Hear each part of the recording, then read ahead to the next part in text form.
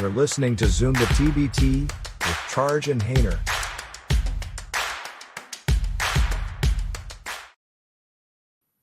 And this is Zoom the TBT, and we have the brackets and we have some reactions. Charge, my co-host, how you doing today? I'm doing good. Yeah, so great day yesterday. Got the bracket seeding announced and some excitement around the tournament. So that's always a good day. Yeah, I mean, I think this will actually be some of the top of these brackets is just really exciting this year. I think this might be some of the best top teams we've ever seen in this event. So I'm really excited to see what can happen in this event. I think we should kind of write into more of a reaction show. We keep at least some live shows. As this should be going live to YouTube and to Twitter. I'm never calling it X. We'll never call it X. And to Facebook. So if you have a comment, hit us up. We'll probably try to share it. Talk some nonsense. You know, hit us up because we're definitely going to share guys' thoughts as we go through this. With that in mind, we need to go ahead and fix the bracket to actually show to match the TBT's website on where they are upper left, lower left, etc. In Charge, before we get too deep into this, the Butler, Pittsburgh, Houston, Wichita, Cincinnati, Dayton, Lexington, and Louisville regions. One thing I find remarkably interesting is how they are doing the super regionals, the national quarterfinal games. Charles, you want to comment on that? Yeah. So, I mean, you'll have to correct me if I misstate anything here. I was working way too hard on Wednesday and didn't listen to their explanation of the on the live show. But basically, with the exception of Butler and Pittsburgh, Pittsburgh's got a conflict. Butler will be hosting those quarterfinals. Now, the other ones, the Cincy, Dayton, Lexington, Louisville, Houston, Wichita, whoever the host region is that sells the most tickets for the TBT, they will then become the quarterfinal site. So when you got teams like Lexington and Louisville, it's going to be really important for those teams to really rally the locals, their fans, the other teams in the market to try to secure that additional home game. So I think great for the teams, especially those kind of host alumni teams, and great for TBT to just generate some excitement about filling those arenas. But so we've always Wichita's always had that advantage. Now everyone has equal opportunity to have that advantage. So I'm assuming Wichita will still outdraw Houston, but we'll see. Maybe Houston can rally and get Wichita traveling this year. Yeah, I mean, one thing I had the same idea you did. Actually, we just taped an episode. We have a bunch come out next week. We have a bunch of episodes we've taped this week. But I did just have an interview with the State of TBT with Dan Friel, the co-founder of it. And he actually didn't correct me. It's not just the region with the highest ticket sales of the two, if the host survives. So it only comes into play if both hosting teams don't or both survive. So, for example, in Lexington and Louisville, if La Familia survives and the Ville doesn't, it doesn't matter how many tickets get sold. La Familia will host. So the host teams are a built-in host if they survive. The tiebreak of ticket sales comes into if both hosts survive. And also there's multiple tiers of hosts as well, too. So, for example, like they're going to treat certain teams as sub-hosts. For example, Assembly Ball or possibly Bleed Green. So there's a little bit of a flexibility in it. But yeah, having said still, if you sell more tickets and you're not the host, you can become a host, basically, if you kind of get through. You can kind of make it work. So it's a pretty interesting sort of play. And something you and I had actually talked about privately, one thing that would be really cool about this would be if they did something like this. And we're doing good, Ty. Thanks for commenting. This is a really good play. To juice the gate a little bit more. It's a really interesting play. And we know the gate's really important to them, especially with the new TV deal, which is a little different. Charles, let's get right into this. So we're going to start with the Butler region, upper left, very top. Hinkle Magic, wonderful place. 30 minutes from your house, 20 minutes from your house? Yeah, about 30 on that side. So just got to shoot across town from Fishers down to Hinkle. And I can't wait to be there. And where are you buying me dinner that Sunday night? Since I'm driving you, I assume dinner's on you, right? Yeah, no, that's fine. We'll have to work that out. Look at this bracket, and since we try to make sure people do listen to this as a podcast as well. So just to screw up the seeds again, 1 Assembly Ball, the Indiana alumni, for 8, the Crew, the Valpo alumni, 4 Men of Mackey, your Purdue alumni, versus the Fort Wayne champs, your 5 seed, a longtime staple of TBT. On the right side, you got 3 Team Arkansas, 6 Let's Drive, the Everline Drive, Number 2, your hosts, all good dogs, the Butler alums, who are very excited to be hosting this. And number 7, Fail Harder, the Cal Guy team. So, Charge, getting into this, like, first of all, is there a first-round matchup you're particularly hyped up about? Yeah, and I know we're going to say the same thing, so we'll ruin that surprise. But I think that Arkansas-Eberline game is going to be amazing. I mean, 2 great teams, 1 great alumni team, 1 great history to TBT, and powerhouse non-alumni in the past. Still trying to get past the first round these past 2 years. So they're going to be amped up and ready to go. But that matchup really jumps out at me. It's going to be a great one. Yeah, we've already had Arkansas on the show this year. We've had Drive on multiple times. I'm also picking that game as sort of my fun game to watch for the first round. By the way, this is a region where all the first round games actually do look pretty fun, so you can't really go wrong picking this. This might be one of the stronger regions up and down from just off the jump. I think the Barford idea of he's got to try to get the team past that first round, and then it's going to be an absolute murderer's row to get through this region. Charge, is there a dark horse here that you really think could be a sneaker to get out of here, like a 4 or below? Yeah. So you mentioned the 4 below. Obviously, I there's 2 teams that I like. Fort Wayne champs, obviously. The 4 or 5. I mean, it's just semantics, but to have them be the 5 below Purdue, I just don't see that. But we're not going to split hairs. But I think Fort Wayne is dangerous. They're always dangerous. They've made deep runs. They can make another deep run at it again, and Fail Harder. I think just going to be a well-organized team. Got some locals. Kyle Guy is kind of not playing to my knowledge, but we'll be pushing that team, and they're going to be tough. But if I had to pick someone, obviously 4 or higher, it's probably going to be Fort Wayne champs. I think Everline's just got a little tougher matchups, especially in that first round. Hope they get by, but lock me in for Fort Wayne. It's still shocking. I think Fort Wayne. Everline. I thought that was a slam dunk non-alumni matchups. I'm a little shocked by that, but Everline's got a little tougher path, in my opinion. Yeah, we're going to talk a little bit about some of the things that we got running around the brackets. We got this one, I think, pretty close. We got that a little flipped, and I think I'm surprised at that self too. I figured they would put a death march of your lovable non-alums right there to kind of clear the road for an Indiana State championship. I think Fort Wayne's really good. I think the Drive are also pretty dangerous. I think they're due. They've been good in the past. They've had a couple bad luck years, and I think because they the TST helping have a deep run in TST, I think the leadership of the Drive, I think they finally have just, and they've also added a nice new coach to help out too. So I think it's time for them to go back to their dark horse winning ways. And if they can slow Barford down, I think they're good for a game. And I think if they can play the Old Good Dogs tight, that'd be a pretty good 1, maybe 2 out. I think I could like that run.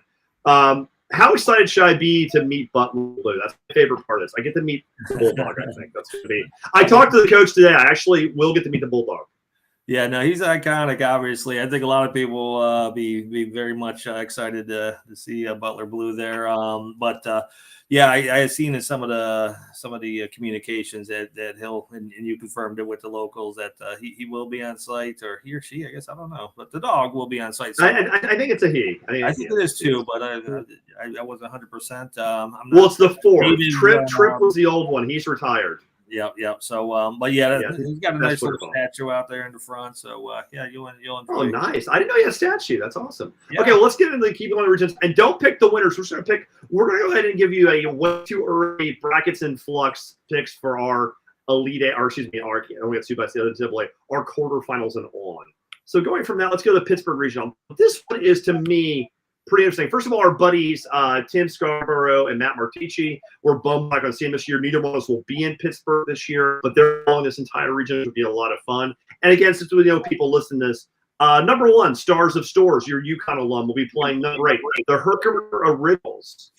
Number 4, the Dubois Dream. I'm going to pronounce it the correct way. I don't care. It's Dubois. I don't give a shit.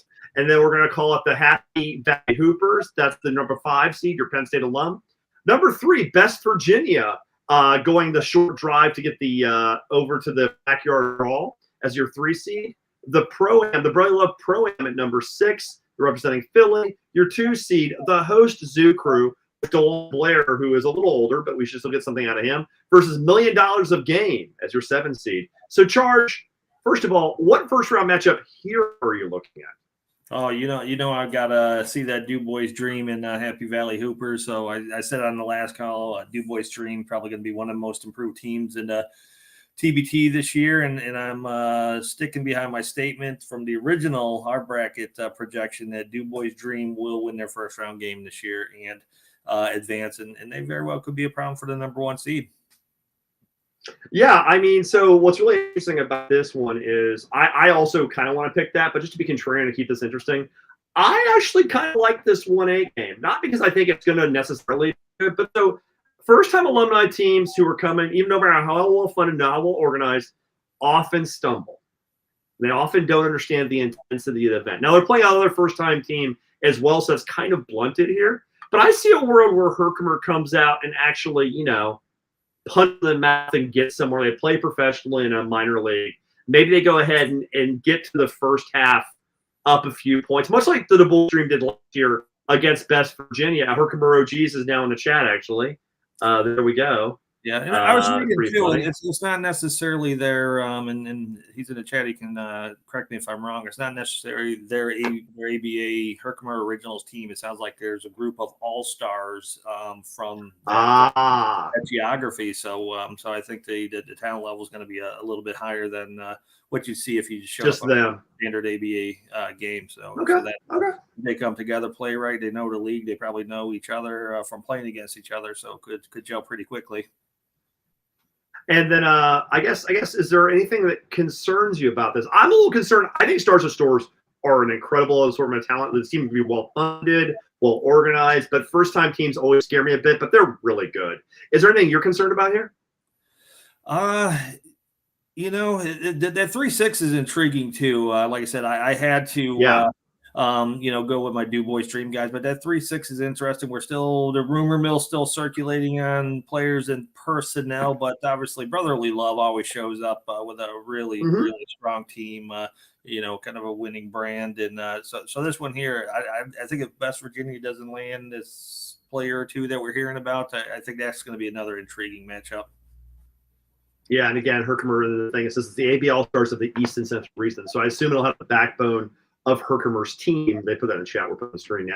Yeah, is going to have their behind Herkimer. So if they don't have a little bit of a fan base, people are talking about them in the Boeheim's Army world. So and you know what? They'll probably the same number of Syracuse alums as Boeheim's Army only does, basically. Yeah, they should have been the alumni team. Yeah. By the way, dark horse here, and I'm going to say anything 3 or under. I'll let you pick a dark horse 3 and under. If I make that qualify, I think we're both picking the same team. Yeah, no, I'm riding 4 under. I'm riding with the Dream. I'm locked in. Yeah. Yeah, they put the Wood West Virginia. They've improved. They added Persons, right? Yeah, and I think I can't remember the numbers. I tweeted about it, but he had a triple-double in the local Indianapolis Pro-Am League, the Dizzy runs. So he had a huge first week there. So he's just tuning up a little bit. Yeah, actually, this is funny. Gents from the people from Herkimer. Basketball's invented in Herkimer. I'm sure Miss Brandon did. Check out Naismith Basketball Solennity. I'm not checking that out, probably. I still think the Peach Pass, because you're gonna have a hard road. You have a hard road to do there, but hey, we follow each other now. Message us, we'll talk about it. Actually, I kind of want to have them on the show now because I heard somebody about them. I didn't look it up, but it's the human calculus, a Guinness World Record holder who actually organizes their team or something. So I'm a little curious. I'm intrigued now. Plus, maybe invented basketball in Herkimer. So yeah, definitely get that show lined up, Hayner. Okay, we'll have some fun with that. Yeah, Herkimer, hit us up. We'll get you on just because I'm intrigued. Okay, to that, let's go to Houston. The Houston one is a really interesting region again, so we'll just go scrub it real quick. 1, Bleed Green. The finalists from last year, they had to watch Heartfire walk off with their money against number 8 seed, the Los Angeles Ignite from one of the minor leagues on the West Coast. But the Program for Autism, number 4 seed, against Challenge ALS, a 5 seed, your cause-on-cause game. And then 3, the Enchantment, your New Mexico Lobo alum, versus number 6, Once a Bronco, your Boise State alum. And then, of course, Forever Cougs, your host, is the 2 seed. This is the Houston alums playing their own stadium. And number 7, Austin's own, your Texas Austin alums. So first of all, Charge, there's a lot of alumni teams here. Is there a first round matchup here you're really intrigued by? Yeah, no, well, first off, just to comment on the bracket, Bleed Green, I think got the raw end of the deal on here with getting program for autism and challenge ALS moving from the 3-6 to the 4-5 was just tough. And no disrespect to the Enchantment. I mean, they have performed well every single year. They have. In 2021, they won 1 game. 2022, they won 2 games. Or not one, played in 1 game, played in 2 games. Last year, they played in 3 games, so made it to the round of 16. And, so no disrespect to them. But I thought for sure we'd see this kind of be more of the 3-6 that we dealt with, but I think this is more about protecting the Cougs than anything else. So I think Bleed Green's got a much tougher second round. But yeah, my matchup is obviously Enchantment and once a Bronco. So I do. Oh, okay. Yeah, no, I do a lot of work down in the Boise, Idaho area for my job. You work? You have a job? Believe it or not, I do not do charge and TBT for a living, as you can tell by shocked by that viewership here. But yeah, so I'm pulling for them. I'll actually be down in Boise to see the Broncos legend game, and my company's doing a little bit of work with them on site, so I can't wait to see them. But I think, like I said, they're a very legitimate team, overseas pros, and I think excited to see it because it's Boise. But I think that 3-6 is going to be a fantastic matchup out there, and the 4-5, obviously, those are always the more intriguing ones. They're well-matched teams, but I still don't know the full roster on Challenge ALS and everything going on there, so that may get more intriguing. But can't wait to see once. Yeah, Sean wanted to get on. We gotta get Sean on too at some point. Ty just shared ALS autism, the best game in the whole first round. That's going to be a pretty big claim. It's going to be a good matchup. If ALS builds their team out, I mean, autism looks better than ever. I mean, this team's looking as strong as they've ever been here. So, like I said, I feel bad for Bleed Green. They're going to prove everyone. They're that team that's just like whatever. We'll beat anyone. But yeah, they didn't make it easy on them. Yeah, but they're 7-2. They're actually the one team that's really kind of at the bottom real hot. So I have a lot of faith in them to keep winning. But I will say what's funny is if someone's going to take us out of context in one of these, and we keep saying ALS versus autism is a great match, it's like those people who are really punks who are just naming the diseases. We're gonna get canceled. Someone's gonna clip this out and get us canceled. These guys are rooting for ALS and autism. What jerks are these people? So is there a dark? Actually, this is kind of unfair here. Is anybody under 6? Is a 6, 7, 8, or any of those teams capable of making a run? I would have said Jordan Hamilton of Boston Zone would have made a capable run, but that's a tough road to sled now, isn't it? Yeah, I can't remember who they signed. Oh no, they got Ramon Galloway. Yeah, so I'm surprised he was. Oh, that helps. So yeah, I was thinking that losing Hamilton was going to be tough, but Ramon Galloway has been amazing in recent TBT events. So they have them. I think like I said, they still got some roster spots to fill out. We'll see, but that's true. 6, 7, 8. I think it's going to be kind of a tough road for them because once you kind of with the 6, 7, you get past your first round matchup and you got the home court Cougs. So yeah, I don't see anyone advancing past the Cougs in this one. Yeah, I'm not really too sure about that. Well, you said Cougs. We'll talk about that. I think the Cougs are going to be real good.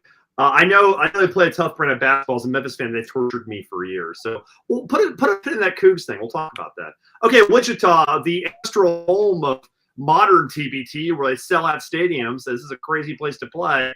And Aftershocks is your one, as they are most years. Home is the number 8 seed Midtown Prestige. Purple Rain, the rebranded purple and black. That's for K-State alums, the 4 seed. Team Colorado, a very nice team. Vonnie Roberson coming in, some other really nice players at the 5 seed. And then we have our non-alumni special, the 3 seed, a remarkably dangerous team every year, a lot of talent. Terry always brings a great group of guys there. LA Cheaters is your 6th, Drew League Legends. And finishing up your 2 seed, Mass Street, the Kansas alumni, versus number 7, Rama, the Colorado State alumni. So, Charge, is there a first round game here you're excited about? Yeah, I think the one there's two, but I'll talk about the one that's probably less predictable is Mass Street in Colorado State. Yeah, okay. I really like Colorado State this year. I think Mass Street ends up winning if their roster shows up as is. But I think Colorado State's just a really really good team, and this is going to be a great game that comes down to the wire. There's another one we'll talk about later for a different reason why I'm excited about that game, but I'm really excited with Mass Street, Colorado State. Oh, all right. Oh, well, I think I'm going to take the obvious one. Then, since you said that, I'm going to go ahead and take TNT Cheaters. I think the non-alumni don't get a ton of love, and I'm saying two guys who've helped build this event will be a lot of fun.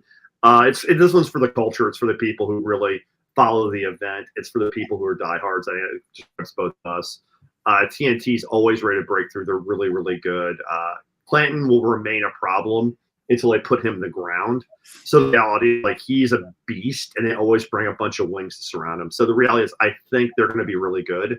And I could see a scenario in which, because they don't give a flying playing, so they can still walk out of here when they're not going to let 8,000 Kansas people bother them. They might just walk out of there with the whole region. That wouldn't surprise me. So I really like that 3-6 matchup. And Casper Weir isn't playing, right? Is he out of the event now? He passed that point? Yeah, no, I can't imagine he is, but he's not on the roster currently. So stay tuned. Hopefully he'll show up. There's still a lot of people populating into the tournament portal every day, but they don't have to lock until depending on what day you start, either the 14th or 15th. So fingers crossed. Obviously that'll be a big boost against TNT. If he shows. Charge, what we need to do, Charge, and you need to spearhead this, is we need to do the sole one where we always get free agents to a team. We need to pick you need to get your free agent list together. We need to pick 10 teams and 10 free agents and play the matchmaker here. Yeah, this show the fun show. Yesterday I was pulling who some of the free agents were, and so there's some intriguing because there's some big guys out there. Grant Rillard out there. Marcus Keene isn't on the sideline website yet. Yeah, whatever that means. The biggest one that's out there, the person who was available who produced the best last year was Jonte Porter. So I don't know if you want to make a wager. See what he lands with. My first thought is when they banned that poor bastard is I was wondering if I'm gonna look at the line for the Missouri team last year, and I couldn't find it. I'm like, I don't really care that much, but I was wondering, James and TBT, that would have been absolutely hilarious. Anyway, yeah, Jonte Porter. I'm going to assume will not be playing in TBT. I can't. On that note, that's your left side of the bracket. You're a bastard. All right, let's go to the right side. Cincinnati. The city of Skyline Chili. You've got number 1 seed Nasty Natty, a surprise deep run last year for a team a lot of people didn't see coming. Your 8 seed About Billions, the Broner team. Number 4, formerly India Rising, we have the Brown Ballers, which I think could do something in this tournament. Again, the Red Rose Thunder, who felt very disrespectful with the 8 seed we gave them, now gets a 5, showing us to be tough on this. This is when we completely got everything wrong. We got nothing right on this one. We had the rest of them pretty close. This was completely had nothing to do with what we were. This was the worst. Number 3. One. Yeah.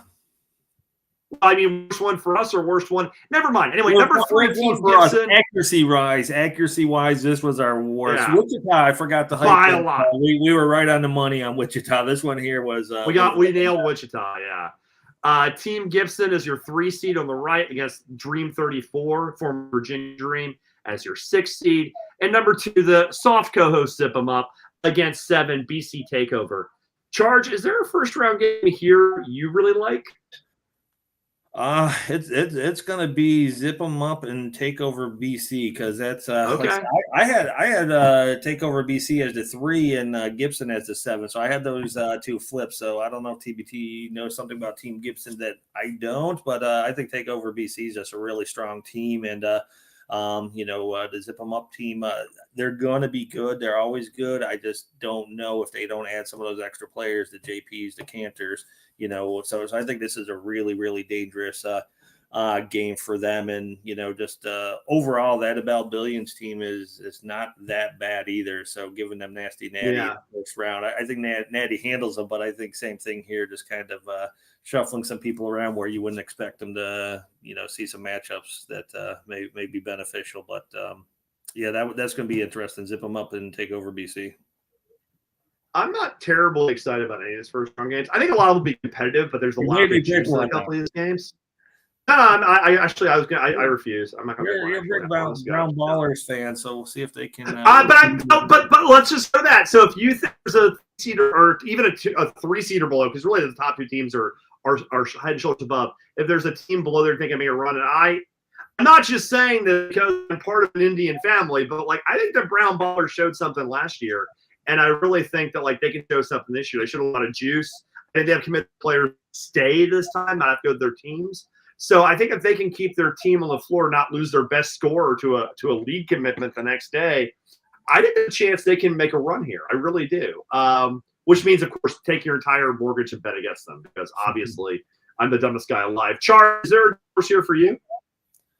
Yeah, I mean, I still like take over BC. Like I said, I had them as the 3 seed, so I think if Jesse Washington thing, that team can rise to the occasion. I think Dream 34.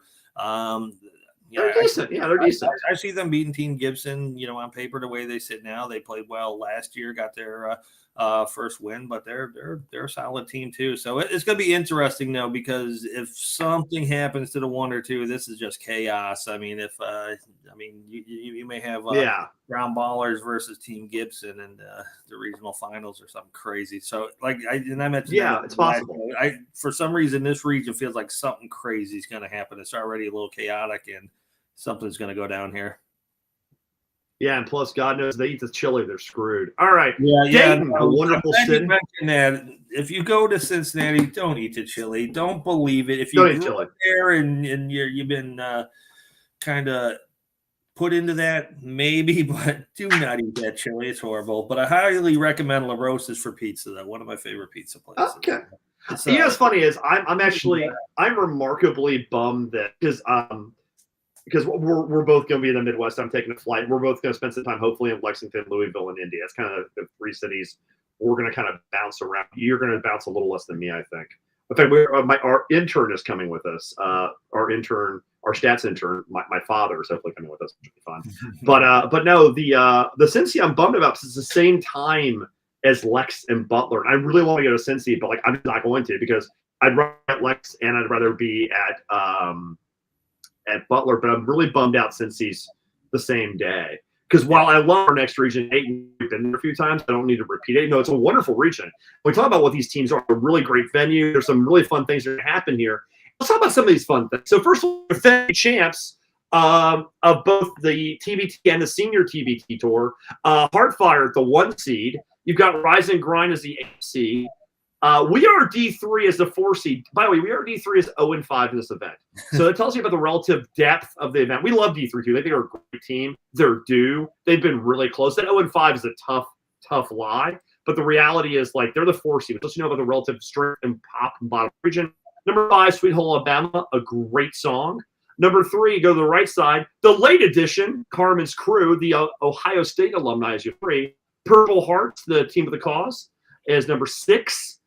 Your 2 seed, the host, the Red Scare, trying to overcome last year's crushing early defeat to India Rising. And number 7, the St. Louis-based The Guys. So, Charge, is there a first-round game you're excited about? There's 1.5 I'm real excited about. Maybe we'll pick the same one.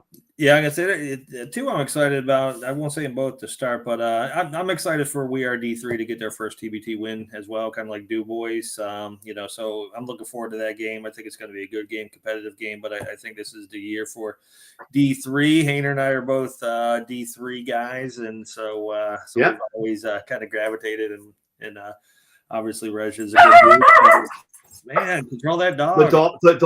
The dog was barking about the D3. Good team, good fun, so got a good relationship with those folks and can't wait to see them get their first win. Yeah, my co-host, the dog. Yeah, I think it's interesting because 4, 5, 6, 7, 8 or combined 0-9 in TBT or 0-10 because D3 is 0-5. I think the guys is 0-1 or 0-2. Purple Hearts, Rising Grind, Alabama are all 0-1. So the entire 4 through 8 has never won a TBT game. And there's a guaranteed first time there's a 4 or 5 game, they're both 0-4. So I think D3 is deep. They've been really close. They've taken a bunch of 1 seeds and host the wire. That is the game I'm most excited for. I also think Red Scare to guys will be fun. I don't think the guys win that game, but I think they hang for a half, have some fun, make a game of it. So I think that'll be fun. I think the second round here is going to be an absolute joy to watch. That's going to be a lot of fun. The semis here of this region are really nice. So, Charge, is there a dark horse here? Is there anybody Thor Blood you think can make a run?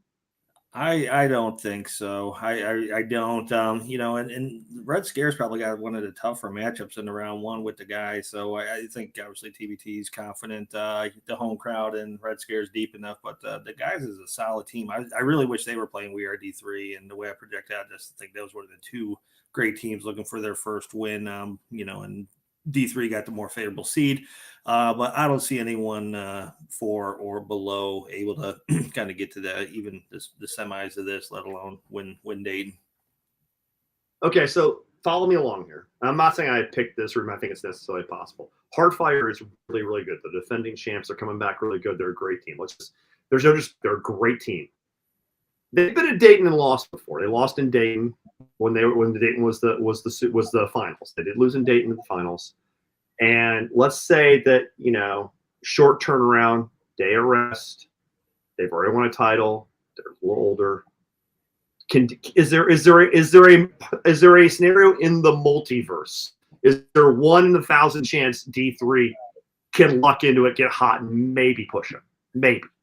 Yeah, absolutely. I mean, D3 probably owns the record for most halves won, most first halves won before they kind of tail off in the second half. But yeah, no, I mean that team's always ready to play. I mean, they've always played 1 seeds, 2 seeds, and performed toe to toe. And so yeah, no, absolutely. I think there's a chance. Heartfire's has been so dominating / Team 23 the past couple of years. I don't. See them taking them down, but absolutely, it's going to be a good matchup. Yeah, I mean, I think Heartfire walks out easily, but there's it's the whole thing from the Avengers where Doctor Strange, there's one scenario out of 18 trillion, and this is the one, right? Like maybe they can luck into one. All right. Let's keep this going. Just a quick comment on the Carmen's crew. Obviously, they kind of shook this up a little bit with coming in late to the game and their roster. The surprise. Really good. The surprise team. And Solinger was listed as a player yesterday, now back to a GM. Some of the OGs from previous teams are there, so you never know who's going to kind of show up and surprise there. But I don't think anyone in Puerto Rico, I was having this conversation with someone the other day, is going to be able to. There's guys like Thomas Robinson. I was kind of jotting down some of the QJ Peterson's over there. He's not signed right now. Scotty James with TNT. But if you make the Puerto Rican playoffs, chances are you will not be there opening weekend. So I think even if Solinger wanted to play, the Puerto Rico situation probably rules him out. There's probably about 10 or 12 guys who are currently rostered with the TBT that are playing in Puerto Rico right now. So should be interesting. That's interesting too. The schedule is always a bit of a. Yeah, it's a good league and good players. So some people may kind of get tripped up right at the end. So I'd rather see Carmen's crew as we do picks, have them as a GM versus a player versus some players who may not show after all said and done. Makes it a little easier. Yeah, I think it's really interesting too because we talk about a lot of TV has this really tight window they're in. And this year there's the Olympics. We always have the Puerto Rican League. We always have Summer League. And it's just really up. Like if you get a summer league deal, guys are going to leave for that because you got to take the NBA look, right? So summer leagues could be real problematic for this. So a lot of people are going to have to survive. And in the past, there's been the 2 weekends, and teams would always look at that second weekend as a huge advantage because you could have Puerto Rican players, you could have summer league players. And now, if it being 1 weekend, everybody has the same roster constraints. That's a big difference of not being able to pick your weekend because now everybody has the same problem of rostering guys who may or may not be able to play due to their commitments. That's really interesting. I mean, it screwed India Rising. They were so shocked they won, and their best player had to immediately jump on a plane and leave the next day. So, okay, yeah, good point on Soldier. A good point on the Puerto Rican League. We're going to really watch that with a close eye. To that note, we got 2 regions left. Lexington, where I will be. Very excited about this. Heard that gets the de facto 1 seed. No prize in this. The Marshall alums get Jackson, Tennessee Boom, which I think is a minor league team. You have to tell me about that a little bit more. Number 4, War Ready. They get their first win finally recently, so they're back to the land of the living against a team they probably did not want to play, La Familia. The 5 seed Waymakers, a friend of the pod, Grant Leonard, who I still owe drawings to, is a former beater of Kentucky in this tournament. So that's a potentially tough matchup they can dodge for a while. Number 3, Woco Showtime versus number 6, The Knopf, by Memphis legend Wisley Witherspoon. And also the big story today, La Familia, your Kentucky alums, which are named after Calipari catchphrase, which is gone now, against the 305 Ballers at your 7 seed, formerly Miami Athletics. Now, this is a pretty interesting bracket, actually. Charge, is there a first-round game you're intrigued by? And I'm actually going to say a couple of them. There are a couple of them that are nice. Yeah, I mean, I think both those matches, I thought War Ready truly was going to get the 3 seed this year. War Ready, I think, beat Soko or Woco, Shoto, and whatever their name is now. I keep messing it up. But I'm pretty sure they beat them, and so they got the 3 seed over War Ready, which is the 4. But neither one of those matchups are easy matchups. So, I thought War Ready would get to Knopf at 6, and vice versa, Woco get to D2. So these 4 teams are, I think, really, really evenly matched, and they're both going to be, kind of a pick 'em. Anyone can come out of that matchup. So a little surprised by the seedings, but at the end of the day, you got to play them and you got to win. But I don't think any of these 4 teams you could put anyone at the 3, anyone at the 6, and had good matchups. So TBT's got to go with their gut and what they think works, and that's where they landed. I will say this reeks a little of protection racket, because I think the 3, 4, 5, 6 teams are all good, but I think there is a cut above, and I think the 2 teams that are on the herd side are slightly better than the 2 teams that are on the La Familia side, and I don't think that's an accident. I think that's a business decision by TBT, which I have no problem with. I think packing Rupp is all. It's not to say Woco or the Knopf can't beat La Familia. They can. I'm just saying I don't see it happening, whereas I think with the War Ready D2 winner, we're likely to push them. And I think it's no accident that they're on the herd that side and not the La Familia side. I think that was a business decision. Basically, Houston. It's the Houston model, so it was a little bit different in the past, and this year, looks like they're kind of switching that up a little bit, protecting that home team. But D2 is going to be scary too. I mean, it's. I'm not as high on Houston as you are. I think they're good, but I'm not as high on you've mentioned Houston a few times now. I think they're going to be good. I don't want to disrespect them. Terrence Sullivan a lot. I like Terrence Sullivan. I like Brand. Yeah. So, so they'll have a good core and they'll play well. They're good. They're good. Rob Gray's a baller. Ready to go. So. Yeah, I mean, it's fun. Now, Charge, I think I'm going to go ahead and not ask the question if there's a dark horse. I think we both agree this is a collision course. This is 1-2, the final, warning a strong light. This is herd La Familia for the marbles. This is almost set in stone unless something really screwy happens, right? Yeah. I don't see that changing at all. Heard that has bolstered up their roster a little bit. Probably has another addition to make. La Familia is just totally loaded. So yeah, collision course. That should be kind of easy call here. I think the only reason La Familia would have any problems with their games early in couple rounds will be if guys don't show up or don't play there. They are a first-time alum. That does always worry me. It's something that has done in the past been a problem, but they're hosting at home. And look, if Stein shows up, if Bledsoe shows up, we're talking about an NBA team. We're talking about an NBA team where guys still have tread on the tires. Like, this is a really interesting, intriguing team. If La Familia comes to play, they're going to be a load. The only thing that'll stop them the first 2 rounds is themselves. Anything stops them. Okay, on that note, let's get one more region in. Louisville, the whole of the Hainer Bounty, where I'm putting money up and making sure someone loses. Okay, so let's get into it. Your 1 seed, your team Diesel, the Shack team, formerly the Gutter Cats, formerly Team Heinz, formerly yada, yada, yada. The team without a name, but the team with ballers nonetheless. Against DRC, another famous athlete putting his thing in as usual. Karate team. Number 4, Run DFW, a surprise upseed at the 4 against Team Fredette, formerly the Munner team, formerly other Team Fredette as your 5 seed. 3, Sideline Cancer, bringing back some guys, versus 6, the champions of the Puma Venice Ball Tournament, which is a really interesting concept we'll talk about. Number 2, your hosts, the Ville, which again, if you beat them, I will be Louisville. You're getting whisked off me. Versus number 7, United, the virtual co-host. It's actually their stadium. So, Charge, first of all, let's talk about the Venice Beach real quick. So this is kind of the sort of replacement for the old Jamboree. You can play your way in. So what have you heard about this? It seems pretty interesting.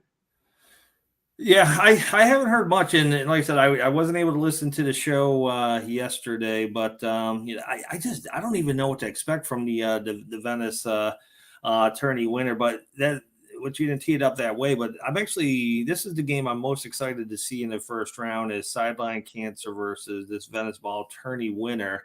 You know, just because the mystery and the unknown about Venice Ball, and then Sideline, everyone's pretty much writing them off this year.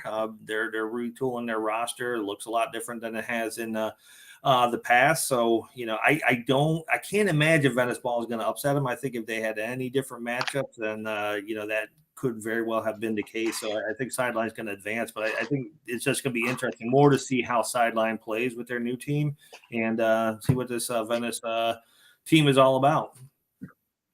One of my favorite players in TBT is roster for Sideline, though. Eric Thompson's back in TB after a small hiatus. I love Eric Thompson. He is an absolute load, one of my favorite players to watch because he's basically cut from granite and gets rebounds, like my kind of guy.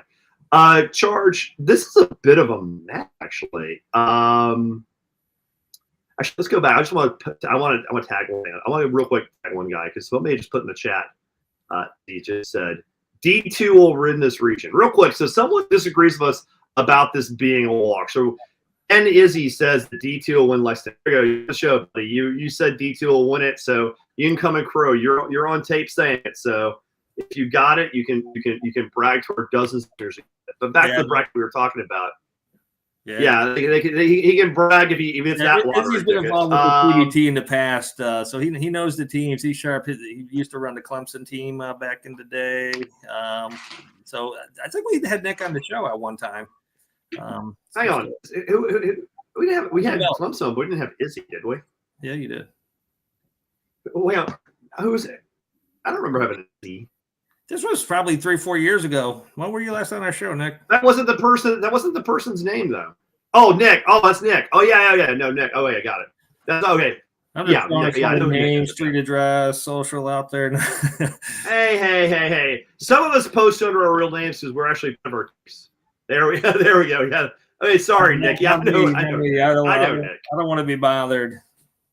Just stay off my lawn. Yeah. Don't worry. No one cares about you. Okay, so anyway, so back to this, though. I know I don't. Is there a first-round matchup you're intrigued by? I've got 2 answers. I'll let you pick one. All right. Are you going back to the other side? What do you move that slide? No, we're on Louisville. Oh, no, all right. I thought we were on the other one. I don't even know anymore. I'm focused on D2 now, but I agree. They got a good chance. Keep up, old man. I already said my answer here. Yeah, I'm excited about Sideline and Venice. Okay. Yeah. I love the Ville United matchup.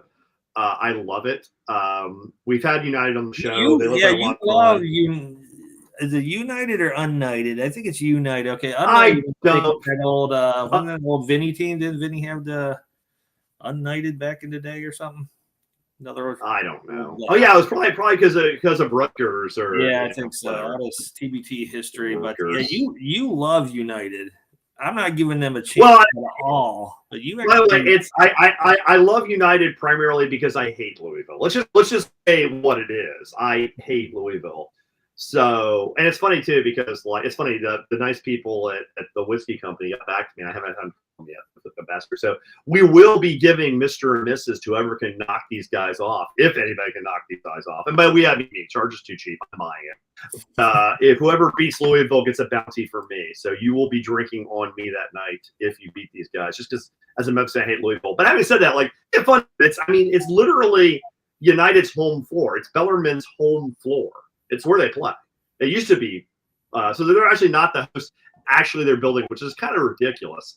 But I think they're going to hang for a half. I think the crowd's going to get behind them. And I think the cream of the time, I think we will actually win the game. But I think it's going to be a really fun half. And I'm looking forward to seeing it. I've never been to Freedom Hall. I've had nightmares about it because they beat Memphis all the time. So, it's horrifying. But, I like to go see – I like to face my demons. Charge. lower half seed here. Anybody can make a run, or is this really just it's the same as last time? Dieselville for the win. Same as last time. I don't see anyone moving on there. Hayner's story with Denny. Oh, this is funny. Hayner's story with Denny Crum is hilarious. We can tell it real quick. So my partner, who actually, it's funny, I'm actually for family right now, so I'm in her childhood room. So if you realize why this looks like a teenage girl's room, it's because it is a teenage girl's room. This is my partner's childhood room. We're in Syracuse now. And when we first started dating 25 years ago, she got me tickets to a Louisville St. Louis game. And she did not know what a psychopath was at the time. And they were about 5 rows behind Denny Crum, who was the legendary Louisville coach, won a title. Excellent coach, like maybe rest in peace. But that was not my thing that day. I just started yelling at him for no other reason than I just hate Louisville.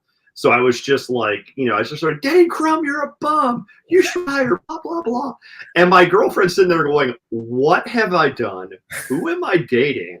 Kind of a monster is this. And we've been there for 25 years. So, yeah, by the way, Denny Crum is an incredible coach. I mean, Louisville's amazing. So it's that. My hatred isn't because I don't respect them. They kick the crap out of Memphis. It's just tired of kicking the crap out of Memphis. But anyway, that's that story. Thanks for bringing that up, Nick. Yeah, Team Diesel versus Bill. That's it's set in stone. It's basically a matchup from last year because it was the Gutter Cats that beat Louisville in the regional final, and the Gutter Cats are obviously Team Diesel now. Yep. So that should be fun. I think that's pretty straightforward here too. Yeah, I think it's and we'll get. Well, I'm pretty sure we'll get a text from Charlie Parker or something telling us don't forget about sideline because they're going to get pissed for hearing that. They'll be good. I don't see them having the juice to beat the Ville. Love to be wrong. I want someone to beat these guys. Okay, let's get to our picks. Now, you haven't even seen my picks yet. So real quick, no, these are my picks. And Charge hasn't seen them yet. So we did them independently. There's a lot of commonality, which is interesting. So I kind of found it amusing that we were that close when we hadn't seen each other's choices. But I almost went pretty chalky, but let's just get into it. So I picked basically, this is what I picked come out of regions. And in case you're listening, I picked on the left side, a St. Paul Butler region, West Virginia out of the Pittsburgh region, Bleed Green out of the Houston region. Aftershocks will ride Jeremiah Martin, Memphis legend, out of the Wichita region. I went ahead and took the Brown Ballers to get out of Cincy because something weird is going to happen. I couldn't go straight chalk. Red Scare gets out of their own region. La Familia gets out of their own region. The Ville get out of their own region. And then Ball over West Virginia. Shocks over Bleed Green. Ball over Shocks to get a final to Philly. On the other side, Scare over Brown Ballers. La Familia in the ancient death match over Louisville. La Familia loses to Assembly Ball for the title. That's my pick. Charge, anything you strongly disagree with or strongly like here?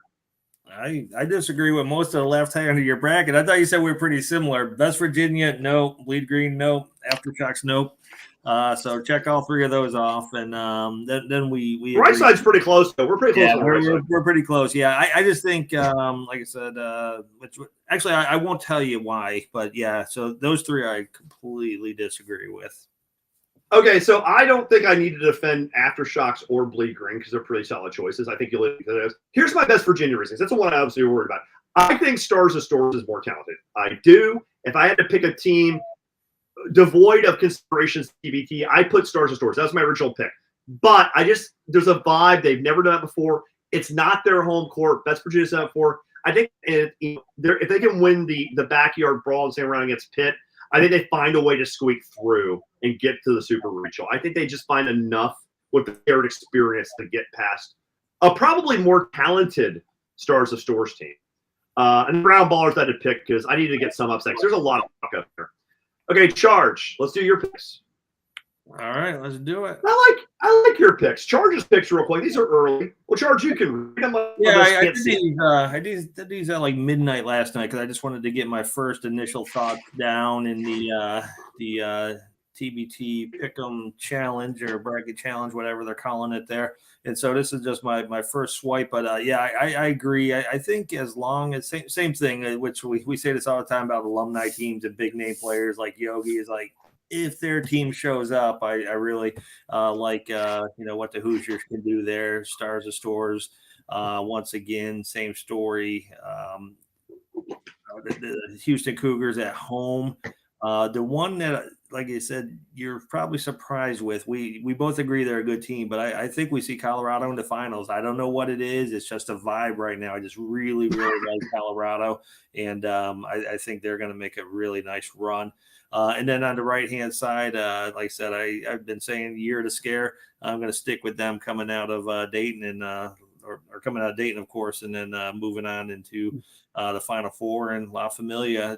These guys are so loaded. And I truly loaded. They're so loaded. I truly believe all their players are showing up too. I've gotten no. Oh, if they show up, they're going to win the whole thing. I just don't believe they're going to be shorthanded with people and talent out there. So I wrote Colorado, La Familia, and that's kind of where I landed with this thing. So not, like I said, not a whole lot of upsets or surprises with the exception of Colorado. I just think some of those matchups are just really hard for Best Virginia, even though Best Virginia's been in this a lot of years. Their returners. There's a transition. There's a transition. Yeah, their returners were not top producers last year, and they're introducing a lot of new people into the fold. So they're almost like a first year alumni team at this go round. So that's kind of where I landed with mine. Yeah, I mean, I want to pick apart your bracket a little bit. What first year participants are most likely to get upset in round one? Nick had a question. First year participants likely to get upset. I'm trying to eyeball. That's a good question. A couple of my bigger upsets here and see what I got. First year. I'm looking first year. That's the trip up because I got like Dream 34 beating Gibson. I did take over BC over Zip 'em up in my bracket. But they're not a first year team. Yeah, so I'm looking for first year. I'm trying to think. I don't think there's a lot of first year teams. Stars of Stores. The first year teams are at the bottom though. They're at the bottom of the bracket. So the only first year teams that are notable are Stars of Stores, Assembly Ball, All Good Dogs, Assembly Butler, Ball. All Good Dogs. I mean, I think the second round of the Butler region gets really messy. So I could see Assembly Ball or Butler. I mean, I have Assembly Ball win the whole thing. But I could see them also losing the second round. That's how weird this could get. Yeah, because I could see them. Yeah, there's not a ton of new teams at the top, but if I had a top half now pick one, I would say Butler. Like I said, because I really like that Fail Harder team. I think they're going to play together, play well, and so if I had to pick one, I think All Good Dogs is probably the one most at risk with this thing. Round one. I don't think any of them round one are really into that much. I don't either. I'll say this, and actually, I'm not going to bang on your Cougs space. I'm going to bang your Browns. I think they're really good. But I'll tell you, and no, you know what? I actually think they're pretty safe too. Because even though they're a first-year team, they are hosting, which isn't a big deal. But I think Rob Gray's not going to let them lose to Texas, so I think that they'll probably be fine. Yeah, Nick, I don't. To bring your question back up about the first-year participants, I don't see any of them as terribly likely to be upset this time because I think there's only a few at the top. There is only a few new teams, and most of the top of the bracket's experienced teams, and the ones that are new, the Stores, Leah's world, they're so loaded. I don't see it. I think the Butler, Indiana region, even though they're great teams, that's the only time I even see the hint of it happening. So, which means, of course, again, I'm an idiot. So bet against everything I just said. You'll make some money. Go all in on Butler. All in on Butler. Actually, I just interviewed this morning. Really, really good guys. Okay, so Charge, any closing thoughts with this? Pretty excited, right? Yeah, no. It's like I said, I think TBT did a real nice job. The only thing we can do is split hairs on a few non-alumni matchups for the most part. A couple 4 or 5s going against some 1 seeds that are not easy or favorable. But overall, I think they've historically done a really nice job with their brackets and setting the stage for what's going to be a great tournament. So no, I'm good. We'll keep an eye on the player ads. We'll keep an eye on Puerto Rico and see what kind of buzz is going on. We got our fantasy game coming up this year again, so can't wait. Shout out to Walt who got the number 1 pick. So we'll see who he takes, who he likes. Maybe it's someone off of La Familia, or maybe he doesn't. Actually, he's high on. I can't remember. Oh, he said whoever comes out of Houston's winning it. Walt said so. I'm sure whoever's out of Houston's winning. I really like Bleed Green. I had them losing once you get to the regional final because I think that sucks. Mainly because I'm a Jeremiah Martin fanboy. But the reality is, I really think that I think they're really good. I don't think you win and get out the box when you're a smaller team without some guts. I think as long as they defend the ball like they have, plus I think they really buy into a culture. I usually think at some point a team gets got, but I think Bleed Green's good enough to just keep pushing this. Yeah, so I really, it's not. And by the way, and I love those guys. It's just one of those ones. It's like you're kind of winning, and it's you're due to get got. Yeah, you are due to do a come down, but I don't think it's this year. I don't think the Cougs will do it.